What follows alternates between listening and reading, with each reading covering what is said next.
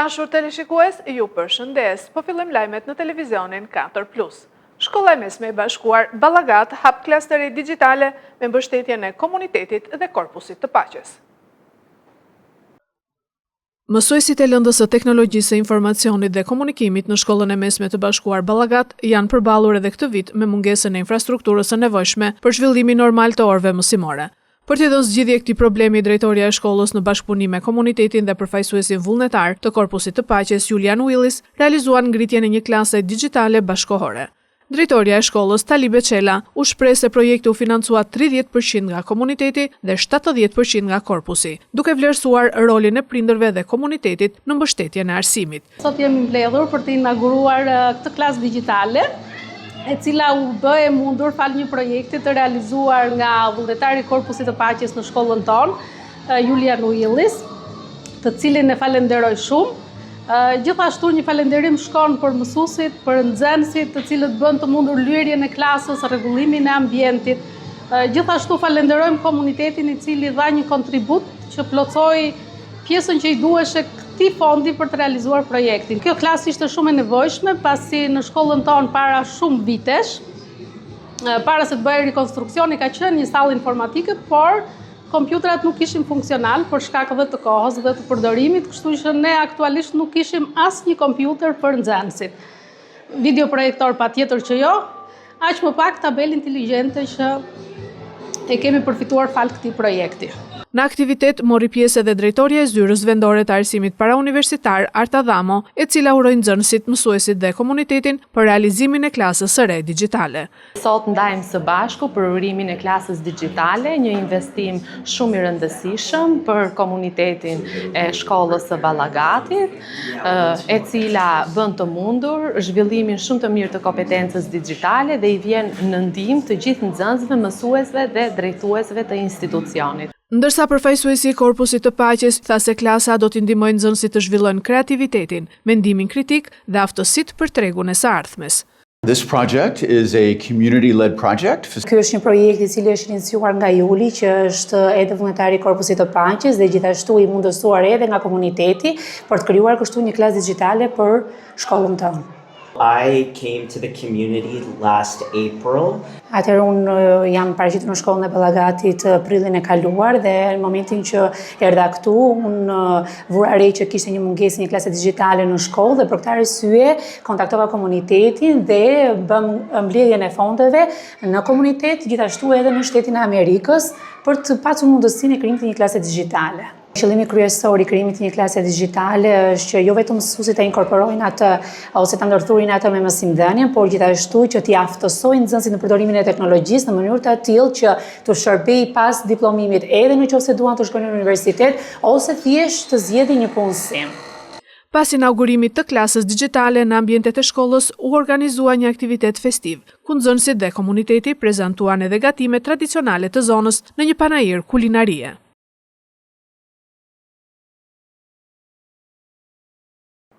Tymi nga djegja e mbetjeve kthen frakullën e madhe në zonë alarmi mjedisor. Banorët thonë se po rrezikohet shëndeti dhe jeta e fëmijëve të tyre. Një katastrofë mjedisore e përsëritur është kthyer në makthin më të madh të banorëve të frakullës së madhe në Fier. Rreth 20 familje të komunitetit të rom të angazhuara në mbledhjen dhe përpunimin e mbetjeve urbane për riciklim, pasi grumbullojnë kryesisht plastikën dhe metalet për t'i shitur, pjesën e mbetur të mbetjeve e grumbullojnë në anë të rrugës duke u vënë flakën. Rreth e dendura të tymit janë kthyer në shqetësimin më të madh të banorëve të zonës, të cilët në kulmin e indinjatës pohojnë se tymi i dendur që përhapet në gjithë zonën po u krijon probleme shëndetësore. Jemi ankuar shpesh ton ata, po situata avion të mbetet e pandryshuar. Ky shtet ne na ka dënuar me vdekje. Se gjithaj tym, gjithaj pislek, jasha ty me fjallë, digjet të neve kemi një gjak karbon. Të bësh analizet për kësaj lagjes të me fjallë janë të tërë me karbon një gjak. Nuk pas ka shteti për 500 km të berisap, këtu një kamër, për pagoj jam pensionist, për bëjë një kamër të lidhe me policin, dhe qia tark hef me turina. Të lidhe direkt me policin, me mua, me fjallë, t'i veri job. Sa fretsusesh, sa s'ka ku të vime. Ku do vime? Ku do vime të hankojmi? Ti qoj shteti, moj ti qojnë majtë malit, sa ti e duon ata. Duon majtë malit, ti hedin veturinat, në meshdër. Jo këtu me na usëmurën fëmijët, moj kemi në për spitale. Ja, moj që këtu, i ka fëmijët së murë, moj. Ku do vemi të hankojmi? Këte ben, a imi Armando e ben këte me pagun, a i gjithë u flakën. Masa kanë marrë ato, jo s'kanë marrë, kanë ardhur e kanë pastruar, po duhet marrë masa të realitet që ata t'i qojnë mbetet në i vend tjetër, ajo lagje që është atje, t'u gjejnë vendin dhe mos të digjen. Mos t'i digjen se ata sa ikin ata të zerë fikse su vend zerë prapë. Retezeza të tymit sjellin vështirësi edhe në kalimin e automjeteve. Fëmijët e vegjël të komunitetit rom drejtojnë automjete dhe motorra duke lëvizur me shpejtësi, thon banorët, dhe çdo ditë jetojnë me frikën e ndonjë tragjedie. Shteti të marrë masa ose të kalojmë në vetgjyqësi, thon ata. Tërë fshati është i detyruar të kaloj që këtej nga autostrada për t'i kun fje. Nuk prejo rrugë, nuk shkon me autobusi, vetëm nga kjo punë, se s'kalohet. Këtu fëmijët me makina, me motorë, do bet kasapan, po i bëjmë thirrje nëpërmjet televizionit tuaj. Shteti 5 vjeç ai me makinë. Do bëjmë vetgjyqësi, po na vrau një fëmijë. Si u ndodhi ajo masakra me benzinë, do t'i vrasim, do t'i djegim fare. Si bërja masakra në Durrës, ne do bëjmë vetgjyqësi. Ju lutemi shumë. Këtu ka pleq. Ne kemi shtëpi në rrugë, do vite gjithmonë. Do vetë tokën do punoj. Fëmijët me makina, pa dokumenta, me motorra. Më fali, jemi shumë të shqetësuar. Ku do vemi me përjashtim të juve, inë shpresa e vetme jone, vetëm gazetarët dhe televizion janë shpresa jone vetme që neve kërkojmë zgjidhje. Përballë kësaj situate alarmante, banorët e Frakullës së Madhe kanë apeluar një zëri për ndërhyrje urgjente nga institucionet, por dhe masa ndëshkuese për çdo rast të ndotjes së ambientit, si dhe largimin e menjëhershëm të kësaj pike grumbullimi nga zona.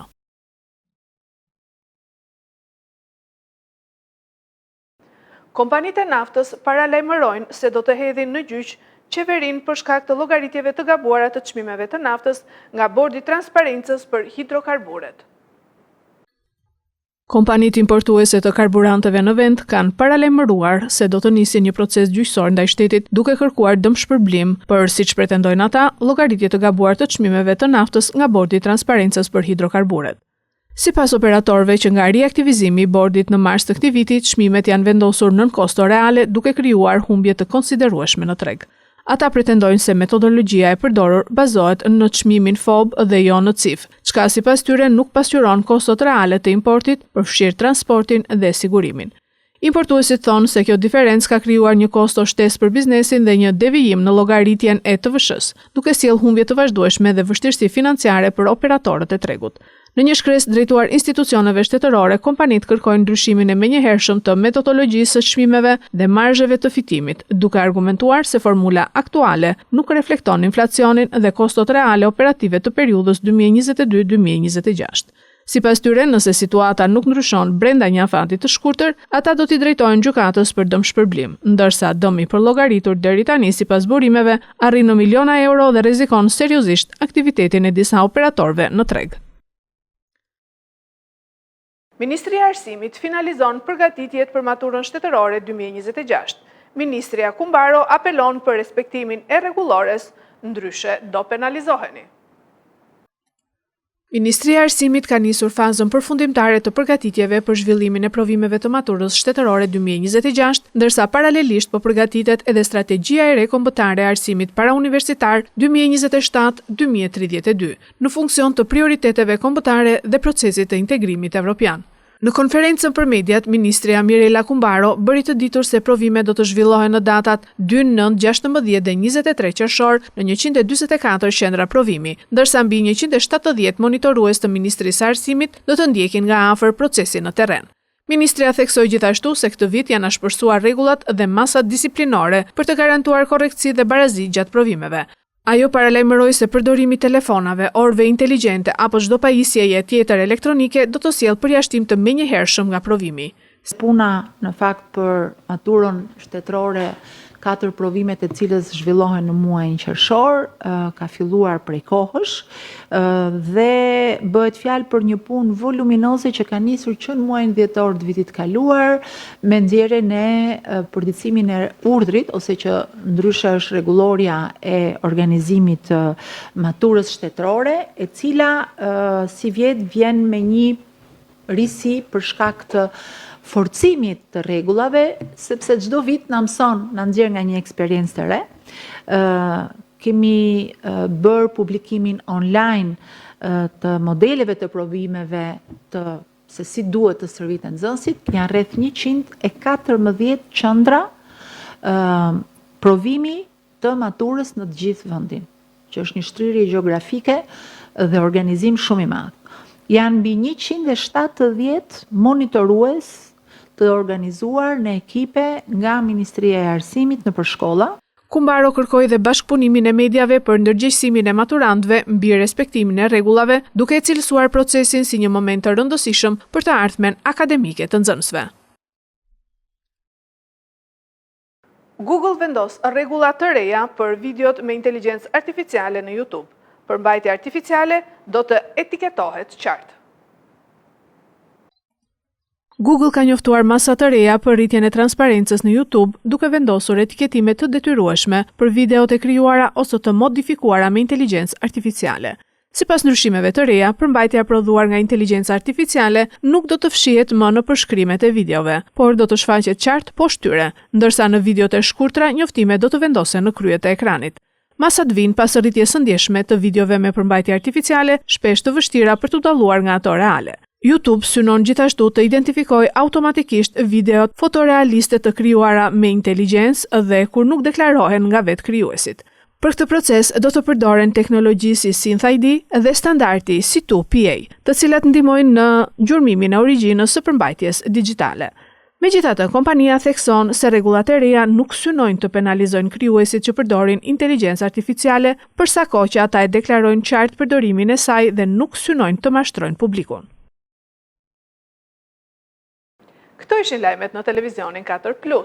Lajmet i ndiqni dhe në internet në websajtin 4plusmedia.tv. Fundjavë të këndshme.